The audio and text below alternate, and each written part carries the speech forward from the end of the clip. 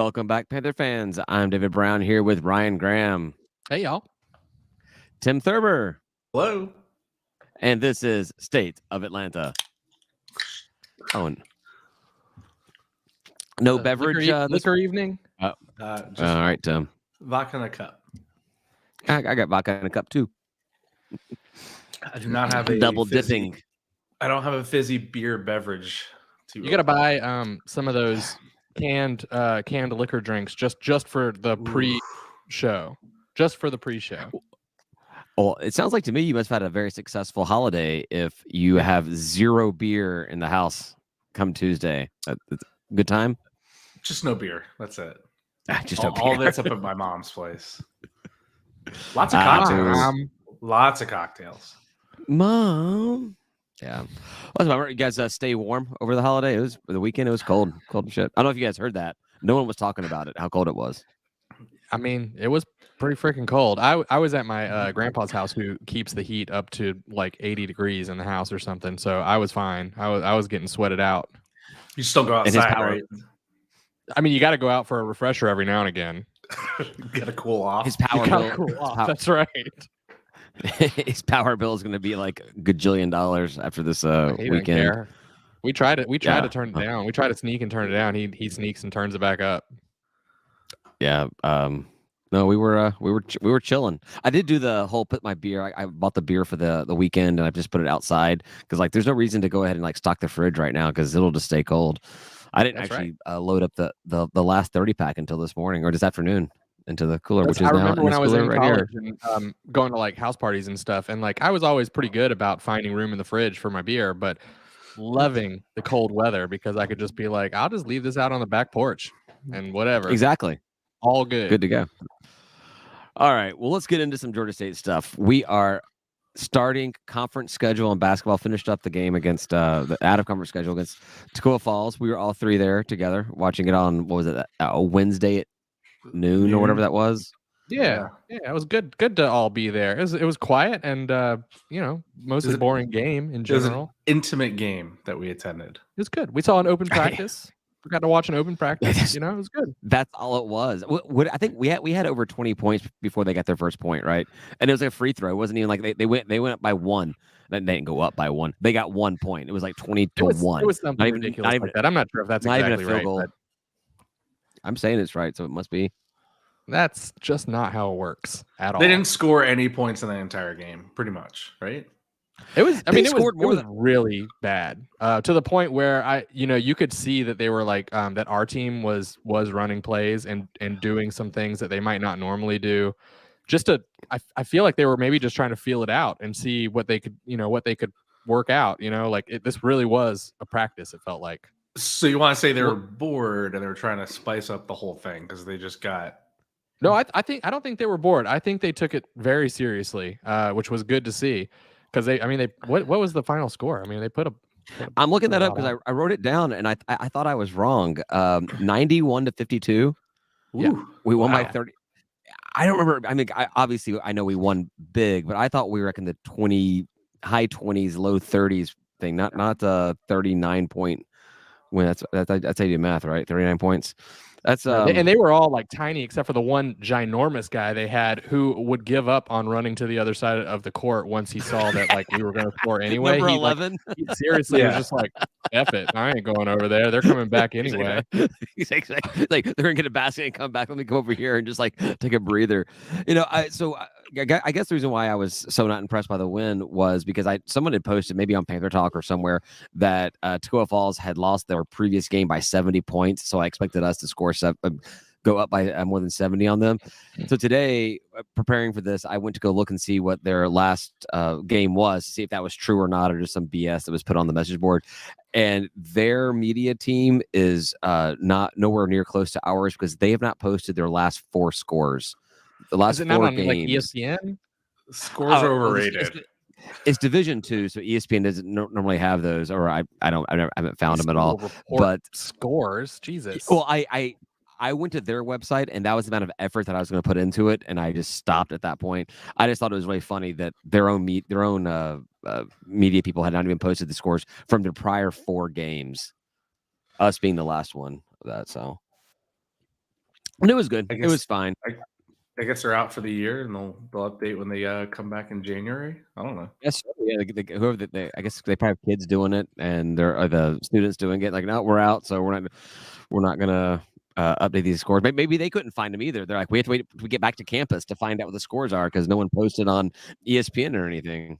Do you know right now their website just says exhibition? It's exhibition because I don't think it counts for them because it's Division 1 versus Division 2. Like if you look Right, at their schedule, there's almost everything is exhibition except for like teams you've never heard of before. I know. Oh, look, crazy. They do have it, and it was against West Carolina, and it was 117-50. Oh crap, So- that was true. So why didn't we put up more points? That's my point. Why didn't we put up more points? And it was the, And it was the day game before right? that was against a team called Winthrop, and it was 99-52. It was, they scored the same amount of points, but their opponent scored 99 instead of 91. I hate scoring 99 points. I hate scoring 99 points. I hate it because I'm like, I want to get to 100. Like, you're close to the end of the game at 91. Find a basket, right?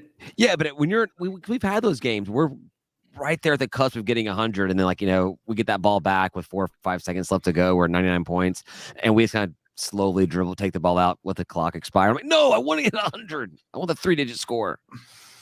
Take it to them. That's me being stupid. So it's not enough points. All right, so after the out of conference schedule that we've had, we've seen the team play remarkable in some games, like against Auburn, and then just or I shouldn't say remarkable, hold their own against teams like Auburn, and then who was that? Whatever that weird team was in the middle, the Eastern Kentucky or whatever, beat us at home. How are you feeling about going into the out of conference? Or sorry, the conference schedule? How are you feeling about going to the conference schedule with this team? Scared. Anyone? I'm scared. I said we're gonna struggle, we're gonna scrape, we're gonna scrap, we're not gonna win as many games as we all want to. And it's about we are hosting the number 1 team in ESPN BPI on Thursday, James Madison, to start the season. So it's like easy. It's like thrown to the fire immediately. I agree. I mean, I think obviously it's too early to figure out how good these teams are. Their BPI rank is 42 out of the 500,000 teams that are in college basketball, but their strength of schedule is 282. So it's not like they've been playing the cream of the crop or anything. That being said, our BPI, our strength schedule is 345, and our BPI is 253. We're not looking great. We're not looking hot, but yeah. It'll be very, very interesting to see how we play on Thursday. Fun fact: their head coach used to coach at Southern. He's that guy. Oh yeah, I think I heard that. The guy that beat us in 2020. That guy. No, we didn't lose that game. That game didn't. That game did not happen. Right. Yeah, I mean, honest to God, I'm terrified too.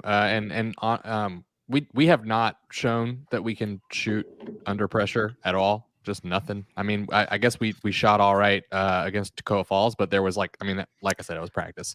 A lot of open shots, no pressure really. Half their, at least 1 or 2 of their team members weren't even on the other side of the court for half of the shots. Right. So,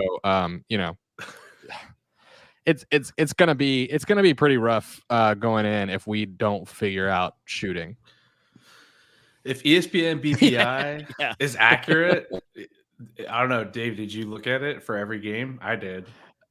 Oh, not for every game. No, I know that we only have like what was this? What's the percent chance of winning? 3 wins this season. If 3 ESPN wins, BPI, for the entire season. Oh yeah, but I mean, stuff happens. Oh yeah, it's gonna change. While my major at Georgia State was basically statistics, and I love statistics, I think it's really hard to base anything on that before the conference schedule actually starts. We'll find out what this team looks like when we start playing our conference opponents. These are the teams that should be the most like us, even though we've dominated them for the past decade. We'll see. So we got James Madison on Thursday, South Alabama, which is closer to us in BPI, on Saturday. I don't know. I really don't have a lot to say. I like you guys both said, we could get absolutely slaughtered this entire thing. Win some, maybe we shouldn't win, but get kind of beaten the ones that we're supposed to get beat in. I I have no idea what to expect. That's why I'm just waiting to see what happens this week, and then the following week with the Louisiana schools on the road. And I want to take us a few games. I want to get back to what I said, because my statement was ridiculous on its face, but it's where we're at, which was we have to figure out how to shoot the ball, right? I mean, like basketball players should know how to shoot the dang ball. I mean, they grew up doing it. That's what you practice doing. That's what you like doing, right? The kids get out there and they practice, and they're saying like, I want to be a superstar, and they shoot a bunch of basketballs and they want to score a bunch of points, right? I mean, that's like what you do. So, I mean, to not be able to shoot is ridiculous. No one after dinner went out to the driveway and practiced blocking shots. They were out there practicing shooting the ball. Scoring points is a key indicator for our success this season. I think that's what you're saying. I 100% agree. We have to. In games where we can score more points than the other team, we will win. We'll win those most games. of the time. 99% of the time, we'll win those games. But if we can't score more points than the other team can score, then we're going to lose. Yeah. So James Madison's coming off of a loss to a Meek team that had only won 5 games. They lost 107 to 100 against Coppin State. Yeah, it's one of their 4 losses. The other losses were number 1 UNC, number 3 UVA, and then Valparaiso, and then this Coppin. So they've been sitting on this loss to it's James Madison. They consider everybody inferior team for the past 2 weeks or a week and a half. They're going to be anxious to make a statement when they come down here. And it's interesting, thanks to Sunbelt scheduling, because they're stupid. We bookend our season's bookended with James Madison. We start the conference schedule with them, and then we end it February 24th on that Friday against James Madison up in Harrisonburg. I figured it out. I looked it up. I found out which one was in Norfolk and which one was not. Old Dominion's in Norfolk, and James Madison Norfolk, but I couldn't have told you JMU. I knew one of them was in Norfolk, and I had no idea. I had a friend. I have a friend of mine who went to James Madison and then got her graduate degree at Georgia State, and I was going to have her on tonight to kind of talk about just James Madison. We had the ODU monarchists on here to talk about ODU and everything. I wanted to get somebody from James Madison on to talk about them and everything. But then I kind of realized that she's a good friend of mine. I don't want to like just talk shit about her team the entire time, and that's really what I want to do. James Madison, after joining the conference, has via social media made themselves out to be the biggest asses in the entire conference. I mean, usurping even what the Trash Down South does, because Trash Down South pretty much just takes it to App State and to us. Their arrogance is everywhere, but James Madison fans have been just intolerable on social media. Obviously, they're winning games. They can back up what they're talking about. But man, they post on those Sunbelt threads all these times about, or the Facebook pages or whatever. These just kind of things, sorry guys, we came in and took over your conference, or I'm trying to figure out why you guys don't like us. Like, because these dumbass posts you're posting. Yeah. So, well, pretty much they've already won the conference in basketball. I think they already declared themselves Sunbelt champions and conference champions, the whole thing. So we shouldn't even have to play. We just hand it to them. The same thing doesn't hold true for basketball as it does for football, does it? They're still eligible for postseason, right? For basketball, are they? Yeah, are they not eligible? Because they're eligible. They have to be eligible because everyone's eligible Division I, right? So it wouldn't matter. You're not moving up from division. That's true. Yeah, that the basketball did not change. You're right. So yeah, so everything's on the table. Yeah, I think they're gonna have a come to Jesus moment in the season. I'm not saying this is gonna be us on Thursday or us in February or who it's gonna be, but they'll be brought down a bit when they start to play this full schedule. They're not gonna steamroll it like they did in football. We definitely need. I mean, obviously, we need to shoot better, but we need a couple more leaders to step up. Johnson stepped up a little bit, Tucker stepped up a little bit, but Odom can't do everything every game always. We need other team players to be able to handle the ball and dish it. And he can do everything. We just can't rely on him to do everything every single game, every single half, every single minute. So yeah, no, I think that we talked about it. we've definitely seen vast improvement in this team from the very first game up to what we saw at Toccoa Falls, and not just Toccoa Falls being a Division II team. The team's finally figuring out how to work together and everything. And I think, again, I've got no idea what to expect out of this team. We could run the table in the conference. We could get steamrolled in the conference, and I would be like, yeah, saw that coming.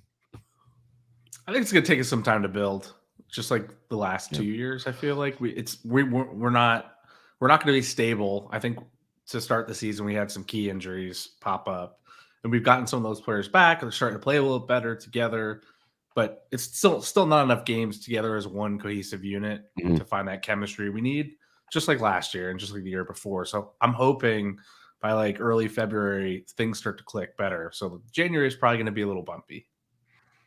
That's the position we're in, where we have that time, because like everyone says, it doesn't matter how you play all season long, as long as you win those 3 games or whatever it is in March into February. I guess it's March, right? So we have the time to figure it out. And I for the progress we've seen from the beginning of the season to now, I definitely see the potential to go into the tournament as a low seed and win the whole thing. It's possible. Coach Hayes seems like the kind of guy that can motivate the players into that, coach them into that.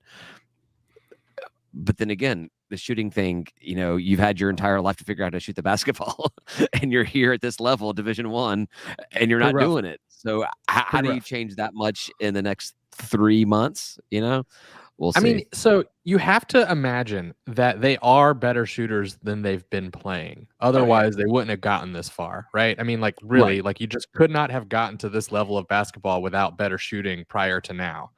And so Coach Hayes, you got to imagine that all he did was recruit. All Coach Hayes did was recruit Charles Barkley's, and they can rebound and they're defensive, but they can't shoot the ball to save their lives. That's all he got, was a full team of Charles Barkley's. That doesn't feel right. I don't know.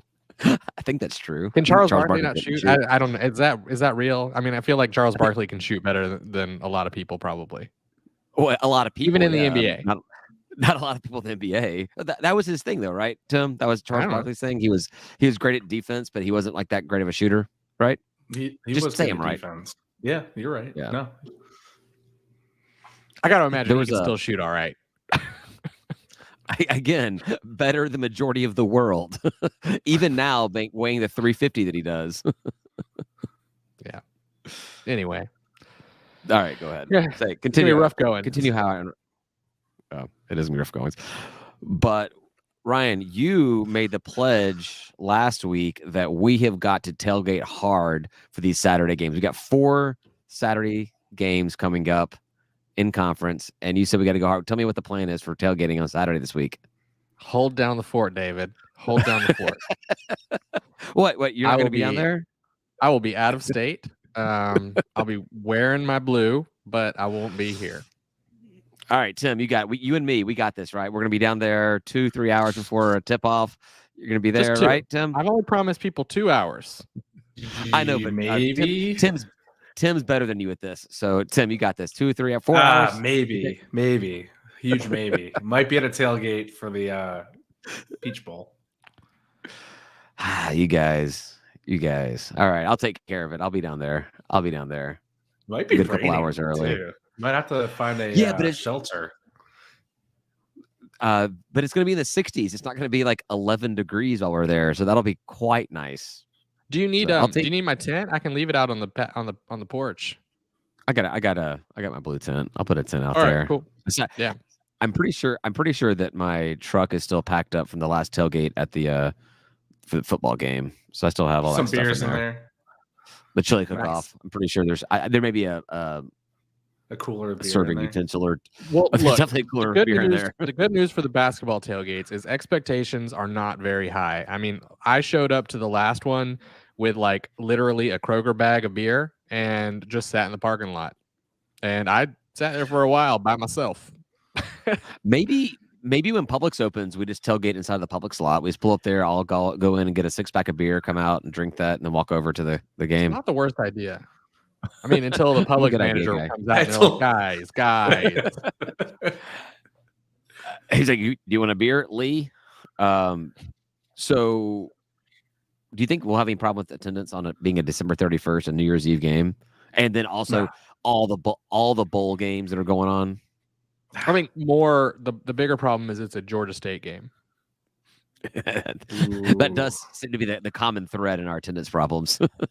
And I'll tell you, and we've gone back and forth on, we've gone over this plenty. It's marketing, right? If you had any kind of marketing, you should be able to get 100 out of 50,000 students to show up to every single game. It's not that hard. Like maybe 200. Right. Hey, dude, like keep the bar I'm setting low. the bar like insanely low, right? Because 100 students would be rad. Yeah. Well, so I'll make a pledge. I'll make a pledge that if Georgia State decides to go to $1 beer, I will buy the first beer to every 21 and up Georgia State student that comes to a game. I'll buy the first one. But gotta be I $1 actually beer. heard one of those games. I'm not doing they that. had. There's Well, I'm $7 making stuff up. Tropicalias. I'm not. Go ahead. Yeah, the Ryan. beers are Make stuff expensive. up. I've only bought one, but that's neither here nor there. Get better friends, everybody, if you're not down below. I have better. By the way, I have better friends on Thursday and Saturday. So Nice. yes, Nice. yes. Yeah, I agree. The marketing's not there. There's no push to get kids to come out to the games, and that's a bummer. Yeah. It's a little bit harder now being the convocation center with it not being like directly on the main campus. Everyone nicer parks to at the go blue lot to. anyway, so I don't know why it's harder. Well, yeah. I never parked at Blue Lot when I went to school there. Never parked at Lots Blue of people Lot. park in the blue lot. Oh, obviously, I can't find a parking spot when I go to a basketball game. But I'm saying I Right, never yeah, parked at the Blue Lot weekday once. games are rough. I was like, I'm from OTP. I'm too good for a shuttle to go from a parking lot to the camp. Also took night classes, so it didn't help Yeah, at all. I took the train in, so I I did the never had to train. deal with parking. Yeah. Although I the tried blue to train lot for does semester. make you like feel weird on a weeknight. You're like, wow, look, attendance is going to be nice tonight, and then Oh, that's just all students. But we've talked about this too, right? It's like put a freaking sign out there, like to all these students who are like getting off of class, and like put a sign there that says like free pizza over here or something. You know, like it's not that hard to buy some pizzas and just be like, hey, you get a slice of pizza if you're a student and you show up to this game. Boom. Yeah. They have they have the signs around the sports arena. I remember signs around campus, like little the A-frame signs, like game today. But they should be in the blue lot coming in there. Yeah, I agree. And Maybe do that- a little giveaway. Really, just something small. It's not that hard. I'm willing to pay for the first $1 beer. The school can pay for the first whatever the pizza costs. I'll Get better donate pi- 10 get, pizzas. 10 pizzas. Wow. Juniors pizzas. Oh no. DeVito's? I almost made a mistake. DeVito's pizza? Yes. Whatever the cheapest pizza in town is. Students don't DeVito's. care. Yeah. That's what they find. My wife took my oldest to Chuck E. Cheese the other day, and she brought back some Ooh. pizza. That's the cheapest quality pizza that I've had in a very, very long time. Ooh, I mean, not good. I'm just gonna buy a bunch of party pizzas and bake them myself and bring them in. just You know? bring it over to the game. Be awesome. Just get a bunch of. What are those get are like the, $1 a piece, right? Like, yeah, every student that comes here gets their very own party pizza. There you go. Gets the pizza, the tailgate pizza oven, like not the fancy thing that Sibelius have, but just like the really just quick kind of oven deal. And throw in your toaster oven. frozen red. Yeah, throw in your Red Baron to pizzas. Is like they're $5 a piece. Just slice them into 4 pieces. There you go. Go inside the game. We should really run. Man, I'll do that. concessions. I mean, I'm a Tombstone guy myself, but I don't trust Tombstone. Why is that shit rising so much? What'd you put in there? rising? We got some. What do you mean rising? Yeah, it the gets dough thicker crust. rises. It Yeah. shouldn't do that. You should not go from frozen to that big. That's not right. That's not right at all. I don't I know don't what you're trust- talking I don't- about. I don't trust it. I don't trust how thick the crust gets on Tombstone. It's thin crust. It gets too thick for me. Said me never. True story. True story. Exactly. All right. Well, we got so Ryan and Tim are gonna miss this week, but we have 3 more Saturdays. Damn, Tim, you're just X'd out. Doesn't matter. He said We'll see. maybe, which means no. It's a maybe. He said we'll see. You said maybe because you might be at a Georgia tailgate for the national championship semifinals. So I'm pretty sure you're a no. We'll see. Come on, man. We've got We'll see. Coastal on January 14th. which I think is a 3-day weekend, and we got Southern Miss on February 4th and Marshall on February 11th. So chance to have some fun out there. Yeah, definitely. You guys got anything else about basketball? I don't think so. We have like really run the conversation into the ground. I think 25 minutes of basketball. Let's go. That's what happens when Ryan goes to all the games. No, he actually comments instead of sitting there checking his Twitter feed during the entire conversation. I thought he was on Pornhub when we talk about Ryan. Not with you guys. Come on, that's weird. I was gonna say Ryan looks like me on every Zoom call I have for work, and then Tim goes onto the Pornhub comment like, "No, I do not. I'm not on Pornhub during my work. I'm just looking at I'm looking at everything else, not Pornhub."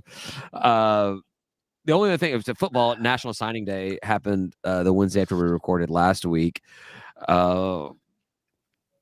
We got enough people to sign to cover the guys that left for the portal, but not enough to cover the guys that are graduating. So we still have 11 slots. It's early signing day, and there's still time to get transfers from the portal up in, I think it's through the end of January or something, right? There's another chance in May as well, according to what Coach Elliott said in his presser. But that's it. We have 2 more commits that did not sign, but they're expected to sign in the regular signing day.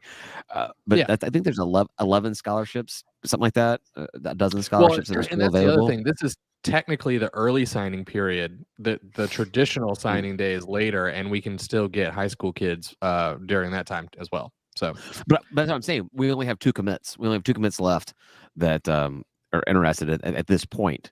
And we got rid of Rayvon, so we got rid of one of the spots we could have had. Well, things change, but that does. I mean, it does make that stand out even more. It's just like, was he so not a fit that like you can afford not to have the good player here? Because he was rated all right. You know, he's like an 85, right? Something like that. Yeah, he was. Yeah. Yeah, I mean, so it's sort of weird. It's sort of weird to pass on a guy when you can't fill a class. Maybe they underestimated how many people were going to leave. I don't think so. If they did, then that's a big mistake on the coaching staff. That really, no changes will be made, but it's another tick in the anti coaching staff box. Yeah.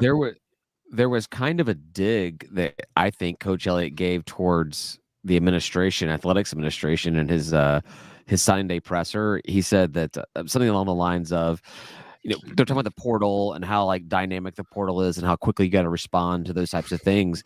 And he said it's hard for coaches who are on the road to deal with all of that when there's nobody back, on campus back in Atlanta or whatever. I kind of like took that as maybe I need some more recruiting people support in Atlanta, because basically it's a bunch of GAs and recruiting GAs that are monitoring the portal for him, and the coaches are on the road, and Coach Elliott's at home in Columbia, and not able to like check everything immediately. You're talking to these kids while you're traveling, you're doing your thing. So it was kind of I took it as a dig on the athletics administration for not providing the recruiting resources necessary to handle the portal. Maybe I wouldn't necessarily hear that as a dig, but I didn't hear the exact comment either. So maybe he said it in a way that made it sound more like that. But really, the whole game is changing, and all the coaches are having to deal with it. And the traditional coaching staff that is dedicated to recruiting or dealing with the transfers, it's gonna have to change. And so maybe this is just that was like a first, oh shit, we realized we actually needed our staff at a different area. And that it's just a change that's going to happen, but not necessarily a dig, but just an identifying, shit's changing really fast, and we need to fix that. Yeah, because he was not quick on the portal thing. That was not. He was anti-portal 2 years ago. So right, he made a comment in his conference that he called it the transfer portal is speed dating at its finest. Yeah, but we're behind the times on that though. We're slow speed dating. It doesn't work. Like. Yep. That's more so now. You got to be on top of the portal and constantly watching it. In fact, they should make that a course in CIS and have someone figure out how to blast text messages and emails to all of our coaches every time the portal changes. I don't know. Well, that'd be great if we talked about. Actually, it'd be great if there was a There's unified something. portal database out there that you could pull from and send it out to everybody. But yeah, There's something he for them.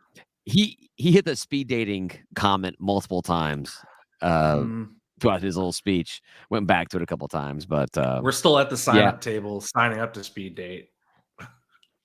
Yeah. I think I want to do this speed dating thing now. You do? Good. Let's get moving. Please. Yeah. Well, it's good to see them changing. He made some comments about a win now mode. Like he's looking for guys, which explains that one transfer we got from, who was it, from Western Michigan, that only has 1 year of eligibility left. Like, find guys that can be win now. So I mean, I like that attitude because I want to win now. I don't like keep the job. Right? Keep the job. Yeah. He also commented that the 2 quarterbacks, Ragland and Harrison, that got signed will see some valuable reps in the spring.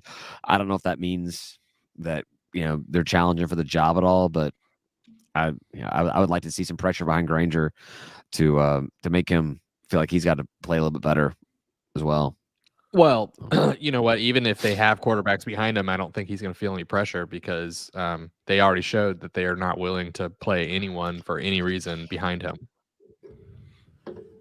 Well, no, they're not going to play a guy that apparently fits a different style than they play yet recruited behind him. Yeah. Well, it wasn't even just him, right? I mean, there were other people, there were other quarterbacks too, but yeah, and then what his strength was pocket passing, which is what they didn't want, and they wouldn't even let him do that when he was on the field. So I wouldn't be worried if I was Granger. There's no pressure there. Well, yeah. Do we have any dual threat quarterbacks that are transferring in? Didn't we? We did get a quarterback transferring in, I think, right? Well, we got a guy from high school, the guy from Memphis, and then we have another quarterback, Harrison. I don't know if I think he's coming from high school too, or is he coming from college? A transfer? I'm not sure. Probably should put that down, but I didn't. We had a transfer, maybe not. I don't know. I can find it decently fast if you guys want to just fill the time. Well, if we did get a transfer in and he is a dual threat quarterback, I hope he gets some serious looks in the spring, so that we can actually have somewhat of a competition, and maybe that's the way it's supposed to. That's how it's supposed to be, right? It's always, you should be like, no one's job is guaranteed. They look at it every single week and who gives us the best chance to win this week. And just because you've been starting, the prior 2 seasons or started last week does not mean that you're guaranteed the job next week if you're not performing the best in practice. So yeah, hopefully that's the way it goes, the way they look at it. And then if there is one of these transfers or high school kids that come in, like, yeah, this guy is doing everything we're asking of him in practice. Let's give him a chance and see what he can do in real game time. And we have the benefit this year of starting off with an FCS team on a Thursday night, so we're not being thrown into the fire like going up to South Carolina or something. We have a chance to. I mean, granted, FCS has been the bane of our existence, but we have the chance if we did want to start with somebody new at quarterback, we've got a chance to throw them in there with a team that's not P5. So it looks like we signed another QB out of Lassiter. Ooh. But he's also high school, 3-star. All right. But if you know what I'm saying, it doesn't look like maybe he fits the mold. Can we show him how the Falcons evaluated talent in their current roster and change quarterbacks? And then not do what they did at all? Like, don't do what the Falcons do. No, do what the Falcons do. You want to change the quarterback, right? Well, again, another time. Well, not for the Falcons. I'm talking about for us. Oh, yeah. No. I think the Falcons so drafted 1,200 yards round. in 2021, 1,200 yards in the air and 88 yards on the ground. So probably not feeling like he fits the mold. Yeah. Just in case we want to switch systems mid-year, he's perfect. Or maybe that's the plan. Maybe Michele is going to come in and be that pocket passer this season, and they're planting the seeds for the future of the program being a traditional pro style. Look, all I have to say is maybe. Maybe. We shall see. Speaking of football, did you guys watch any of the the Sun Belt bowl games? That other they're coming to a conclusion. Coastal's I playing. watched Did Coastal finish the their game? second quarter of the TDS game today because it was on at the bar I was at. I watched a little bit of the end of both the last two Sunbelt games, just knowing that both Sunbelt teams would lose, and they did. I watched 0 downs of 0 Sunbelt bowl games, but we started off strong. The conference started off strong, winning the first 3. They've lost the last 3, and right now Coastal is down 10 points with 4 minutes in the third to go. East Carolina has the ball, so big start for the conference, and even bigger waste of the. I don't know what I'm trying to say. They're crapping the bed now, but yeah. TDS trash down South 3-3. What are we right now? 3-3 right now with Coastal being down by 10 points. Trash down South lost today to Buffalo. Go Bulls! Very excited about that. There was a comment on the Sunbelt message or Facebook page talking about how there's too many bowl games and how no 6-6 team should ever be in a bowl game. And my take with that was, then don't watch it. There's nothing forcing you to watch a 6-6 team. If you look at a bowl game and you say, "Oh, this team is 6-6," I choose to not watch this game because it's all for TV dollars. They don't care how many people are in the stands. If there's no eyeballs, then they won't do it. Yeah. So wait, so they're complaining and they're watching. Yeah, they said I just watched. I forget which game it was. They watched some 6-6 team and how bad of football it was. I'm like, don't watch it. There's college basketball on right now. There's other crap going on. Like, if you don't like it, then don't watch it, or just set it to the Benny Hill music and watch the whole game. Well, we got home from lunch at the place that had the TDS game on, and my grandpa was like, "Hey, let's turn the TV on. Anything you want to watch?" And I did not mention the same TDS game we were just glancing at, and he didn't say anything either. And we put Sci-Fi Channel on, and it was some weird something. I don't know what it was, but it was vaguely entertaining. More entertaining than that. I mean, I'm very happy to see that they lost, but yeah, I wasn't going to watch that game. I looked at the score once you guys said something just to make sure that I was hearing it right and was excited.